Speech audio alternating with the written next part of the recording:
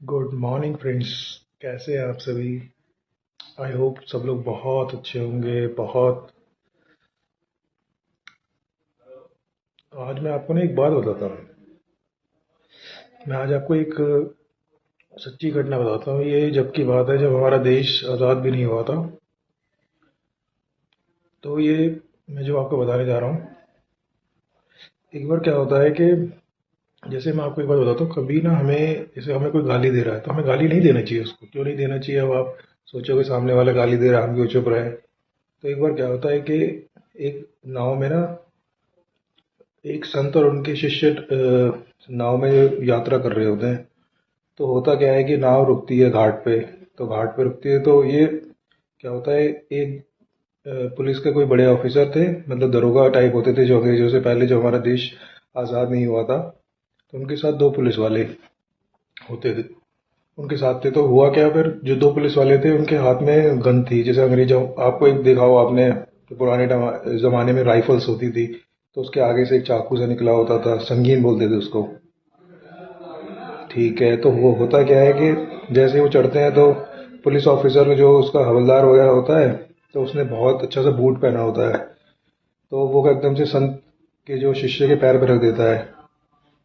तो संत का वो एकदम से उसको गाली देने लगता है, जो पुलिस ऑफिसर का जो हवलदार होता है। अब होता क्या है, कोई बात नहीं, वही गाली दिया।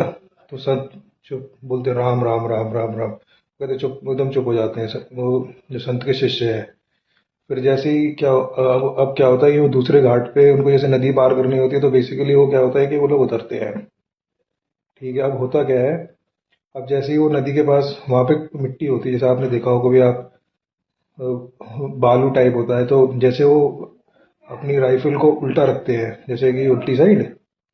तो जैसे ही वो रखते हैं राइफल को उल्टी साइड, जैसे उन्हें नीचे रखा, अब होता क्या है कि जिसने उसको गाली दिया था संत के शिष्य को, तो राइफल का जो आगे का जो चाकू होता है उसके एकदम से उसके पेट में लग जाता है और वो उसी ऑन द स्पॉट उसका डेथ हो जाता है। तो फिर गुरुजी उसको समझाते हैं। अब मैंने तुम्हें बताया था ना, कभी कोई गाली देता है तो गाली नहीं देना चाहिए।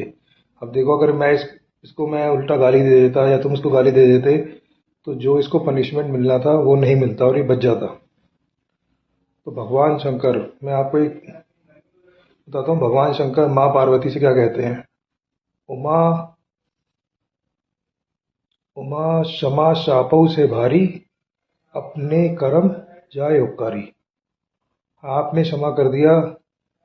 अगर कोई आपको गाली दे रहा है, बदतमीजी कर रहा है, गलत कर रहा है, तो वो उसके लिए क्षमा जो आपका माफ करना है, एक श्राप की तरह काम करेगा और उसको पनिशमेंट अवश्य मिलेगा। तो मगर जो गुरु महाराज होते हैं अपने शिष्य से कहते हैं, हम तो भगवान से यही प्रार्थना करेंगे हमेशा कि जो हमारे साथ गलत कर रहा है, बदतमीजी कर रहा है, भगवान उसको भी सुखी रखें, मस्त रखें, उसको भी दंड ना मिले, उसका भी परम मंगल हो।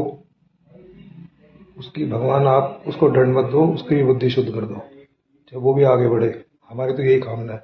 अब जो भी मैं आपके साथ अपने शब्दों को, अपने विचारों को आपके साथ रख पाता हूँ, ये मेरा कुछ भी नहीं है।